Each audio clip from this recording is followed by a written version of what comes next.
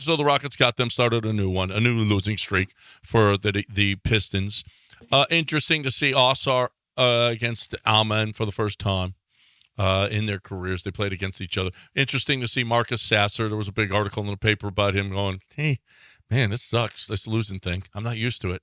I never lost like this before. This blows. And Cade Cunningham versus Jalen Green and all of this stuff, everything that goes along with that. It's a really, really bad basketball team, and the Rockets just took care of business. Although Detroit started okay, but then it was just slap, and the Rockets win. The game before, however, against Philadelphia, what in the bleep? First of all, why is Jock Landale getting all of a sudden? And then they were cut back yesterday. But why was Jock Landale getting these? I guess because Dylan Brooks is out, right? I guess. So I guess Jock Landale gets more. You need to have a big guy. Yeah, I mean there was. I guess Embiid didn't play, but yeah, I guess it was just a big thing. They just wanted an athletic big, and you had him out. Landale's a decent athlete, and you get switched off sometime on Tobias Harris, who can play from the perimeter. And I mean that game was yours to win. That was there. That game. And what you're talking about, John, is Landale has the ball under the goal, an easy kick out for a wide open three, and he tries to shoot a layup that he misses, and you're down 3. Then you're down three. But yeah, I guess you by the way, I guess the play was pretty good because it did open up. Jalen, he was getting criticized a little bit for giving up the ball, but it apparently, Jock had the ball in a position to kick it out and have an open 3 look, but for whatever, but you can't count on a Jock Landale. Let me ask you this. Because the game before against Phoenix, man, Cam Whitmore was good. Cam Whitmore was, and then last night, Cam Whitmore comes in, what was he, 4 or 5 again? Is it time? Is it time to see more Cam Whitmore? It is time. I do believe it is. Dude is too good an offensive player. I don't know where, I'll be honest. And look, Jalen had some pretty good games. Like he was better the other day. It may be time to give him some of Jalen's minutes. I don't know. I mean, what else we're going to say? I'm not sure when Amen Thompson gets in the game. He may not be ready. Cam Whitmore is ready for more time. Now, I don't know how you get him in, but you got to find a way. What do you mean you don't know how to get him in? You get him in like he did against Phoenix. I mean, he got in there. He got 18 minutes against Phoenix. Well, here's the thing. Do you think it's inconceivable, you guys? Do you think it's inconceivable that Jalen Green could be traded by trade deadline? I don't think he does this year. I do think in the offseason, I think there's an above 50% chance that Jalen Green gets traded. I honestly do, especially if Cam Whitmore comes on. I mean, get a draft pick back for Jalen Green, get a first rounder, because you'll get a first rounder or a player. If Cam Whitmore plays good, he's a better shooter than Jalen. I mean, that's an NBA skill that you need to have in today's game. And I don't know. I think he's a better player maybe than Jalen Green. What was so funny was they got blown out by 16 against the Suns, and all the Twitter was like, "Oh, Jalen had 23. Wow, Jalen looked great. He was 8 for 20. Jalen looked. He was driving the basket. He finally hit a couple of outside shots. How about Jalen?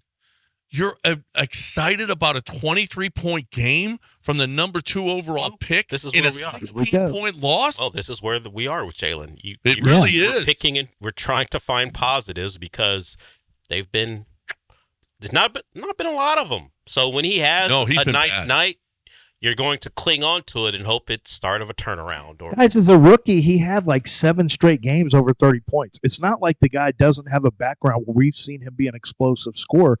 But he's just kind of lost in it. Well, inside of an offense with structure, the fact is he likes to play out of structure. He likes to isolate and take people one-on-one. And when you play real basketball where you need structure, or where you play in a system that focuses on structure, he's just not good in it. He doesn't know how to play in it yet, and he's not really a half-court player unless he's isolating. Well, is that, and maybe you know what?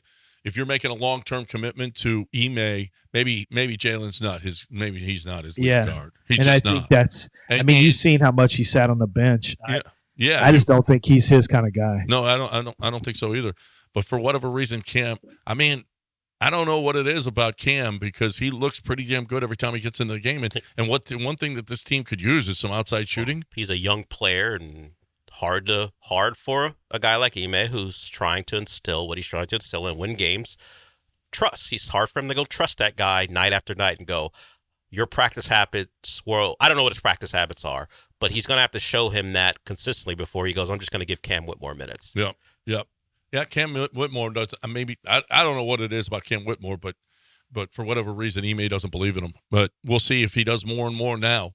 Maybe you're right. Maybe you get some of them. Amen. It's hard to shoehorn Amen in when Van Vliet is playing well, and he's got to be. He was out on the floor for 42 minutes the other night, and it just I don't know how you're going to squeeze Amen in when he doesn't have an outside shot at all. Cam seems to be perfect for this. Let Fred Van Vliet do all his stuff and leave a wide open look for a guy who can knock down a three. But I will see whether or not that's the case going forward here with your Rockets. Anyway, they win last night. They win big over Detroit, and they're 16-15 now overall, which is more unlikely. The Texans at 9-7 right now, or the Rockets at 16-15. I don't know. Dude, the Rockets 9 wins. Bad, dude. When did we ever? The Rockets are right at 500. When did we ever think there was a chance for them to win 9 games? Right. We were talking about 8 being the high water mark. If you could be 8-9, they got a chance to win 10. So if I told you the Rockets were on pace for 41 wins, you would have believed that? Yeah, I'm a believer. They're on the pace for 42 wins. Okay. Their over/under was what 34.5 this year. So now they've also had is way above that. They've had a favorable schedule too, so we'll see. We'll see how they hold up. So the Texans, the Texans played the NFC South. Yeah, that's and the true. AFC South, the two worst divisions of football. But they beat the Steelers and they beat the Joe Burrow Bengals. You're right. And they beat the Jacksonville Jaguars in Jacksonville. Like it's not. They almost when they had a chance. The Celtics. And they had an opportunity, and like the Ravens are lucky they caught the Texans when they're they did. Real lucky. They're very lucky and the Colts that they're not catching them now. The Texans in the second game. Actually, you know what? You're right. You think the way the Ravens are playing now, they're lucky to have caught the Texans?